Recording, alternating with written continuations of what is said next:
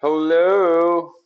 All right, so today I had two themes, and the previous video basically was exploring one of them. And the theme was called the broken ego. And the second theme was, I don't know if I want to call it, uh, maybe it's like misunderstood connections. Yeah, that sounds a bit more funky than like family or something like this.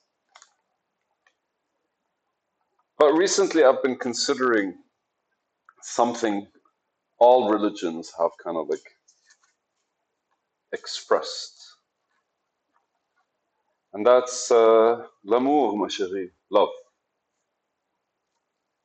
What? Love? Why are you being so corny? Yeah, my guys, because all of us feel, man. It's how we deal with them that kind of like sets them in a certain kind of place. But what I noticed was a bit of aggression from my side. And I wasn't actually aggressive. I just was, I saw family today a lot more. I'm normally one on at a time. I do much better, and it's mainly because most of them when they speak to me, it's because there's something on their mind that they want to actually ask me about or work with me on or whatever it is, and I love that stuff. I honestly like genuinely do. I would much rather sit with people where there's a cause, because then at the very least all of us are pointing in one direction. When there is no cause and you're sitting with people, there's a sense of emotional uncertainty that's always there. And most of the time, you really don't know when whatever you say might make somebody feel bad. First, for whatever reason, right? Like, no, it's just the way you see things. But when there's like a certain safety or comfort, people tend to kind of like lose their shit or completely lose their, I want to say, inhibitions, because that's what alcohol does. And I think that's what like actually feeling safe around people does. So for me, when there are more people around, I'm no longer, I don't feel that. I feel calm, but it's not the calm where I can say anything around you. It's the calm where like, you know, take your time with everything around you, right? So I saw my brother yesterday and we were hanging out. The one that we actually like speak to. But we didn't hang out actually, no. We were supposed to meet today and discuss some things. Keep in mind it was a cool interaction. I'm trying to help him digitize his business, but he's like one of the worst clients you could ever have. Like, I'll do my job and you do your job. And then in my head, I'm like, yeah, but I'm not working for you and I want you to succeed. So you kind of have to open your eyes because like spending money on like a website, I'm not actually interacting with the world through it. Really kind of like just goes to waste, right? It's like a house that's empty and uses it.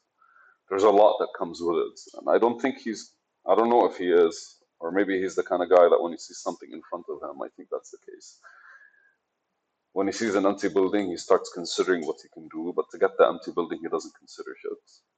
So it's more like the survival tactic that I had for 10 years in Africa.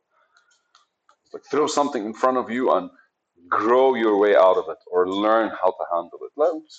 I really think like there are things where you can actually like approach on your own specifically because you don't really have to suffer like trauma, drama, and all that crap just because somebody else went through this, right? Like, an idiot doesn't learn from his mistakes. A smart guy learns from other people's mistakes. A genius almost does nothing, so he's never actually doing a mistake. All he's doing is observing and learning, kind of like, right? Does enough or something. I don't know. But the idea is to be able to like just actually like an idiot doesn't learn from his mistakes. A smart guy learns from his mistakes, and a genius basically learns from others. I think that's a better like setup. But the idea behind it was like I kind of like when I saw him, I was like, "How are you? How are you?" And that was it. My cousin, and I didn't expect to see him. And it's not like I felt vulnerable. It's just kind of like most of my time around him, I was thinking more of how I want to act, which is very much an egotistical reflection, whether it is like pride, whether it's I want to show him I'm going to do this, I'm going to do this. And it's funny because when I'm around him, I was kind of like putting up a certain kind of act. But when I wasn't around him, what my mind did was switch to one of those like when you're taking a shower, suddenly you kind of like think, oh, I should have said this in that conversation. So I started weighing the activity and what are the things that I could have said, done, or just interacted with, right? But I really didn't fucking care. Like I genuinely didn't necessarily want to talk to him. I didn't want to like. I didn't. There's no. I don't know what to talk to him about. There's absolutely no need for that. Like I have no idea how to explain this. Like I really like. It wasn't an issue with I want to hang out with you. It was more an issue with what was happening with my in my head regarding myself towards the extra presence, the extra cousin that was there. And so, but when I left, my mind started thinking about different things. Was reflecting on the time where he said something that I didn't like. Another time where he like was very much really was very judgmental, and then I looked at him and I was like, no. And I was actually trying to have this kind of conversation with him. But like opinionated people kind of like are stubborn towards it, and I know that from myself. And so I had no idea. I just kind of like was like, okay, as you wish. And from there, really, like all you have to do is tell people like do whatever you want, and then you kind of like create that gap where they understand that it's the fight that kind of like keeps that connection. And because it's a weak connection, right? That's where communication settles in. Because if we're communicating properly, then anytime there's an issue, we kind of like understand it and we strengthen the bond. But if the bond is weakening and the communication is slowly dying down, the minute somebody doesn't want to kind of like, I say fight, but it's more like those family feuds that are always happening just to reestablish that we care for each other. Yeah, so like I'm okay, I care for them. I just like kind of like I don't really like them to hang out with them. And once I established that, the kind of like we stopped having anything to talk about. But in my head, what I started going through was the good times, bad times, and all that kind of stuff when I wasn't there. The interesting part is when I was there, I was trying my best to like walk straight. I was trying my best to like say the proper words. It was like very much calm in a way where I am like taking my time with everything. But when I wasn't there, my mind was like, how would you have a conversation with him? And then I started kind of like reflecting on all the different things that happened with him. A lot of them were actually fueled by like a bit of anger and resentment and all this stuff. And so I stopped and I literally was like, what would I actually like tell them? I have no idea. But I know that I want to kind of like show them something. And my ego got inflated a bit and I was like, I'm gonna show them this and I'm gonna show them that. And then I started laughing because that became a habit of mine anytime I'm like kind of making statements. And I don't want to show them anything, I want to wish them something. And then I started thinking what I wanted to wish them. And it's funny because like, the corniest shit happened, right? Like, I really wish, that's what I said. They are doing better. I have no idea what better is. But I think they, each individual, kind of like, and I'm getting goosebumps because I said it again, because it's the truth. Like, if I were to kind of wish for something, I was like, I really wish they're doing better. And because better is subjective, or it's supposed to be, right? Like, we're not supposed to compare ourselves to anything other than ourselves of yesterday or ourselves of today in the morning. We can't compare ourselves to anyone else because like none of the data is relevant unless we're comparing a skill set.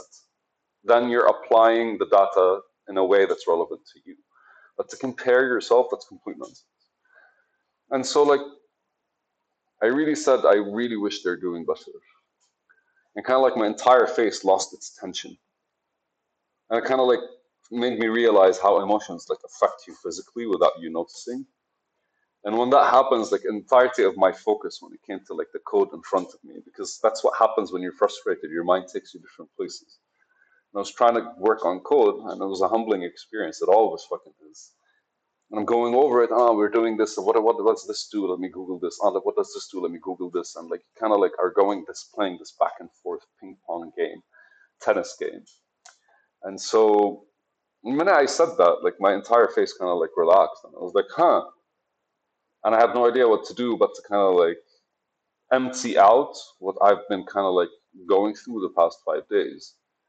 And the idea behind it was specifically in order to like establish these two things, the theme of, I guess, love, because it really is like when you're actually in service or giving energy away wholeheartedly, right? Your own energy level rises up. You'll have more energy to give, or at the very least, more energy to use. And it's the same approach when you're operating on a skill. The more you work on it, the more you can give from it. It's the same approach when it comes to like anything that it really just the whole world operates through simple rules. Create.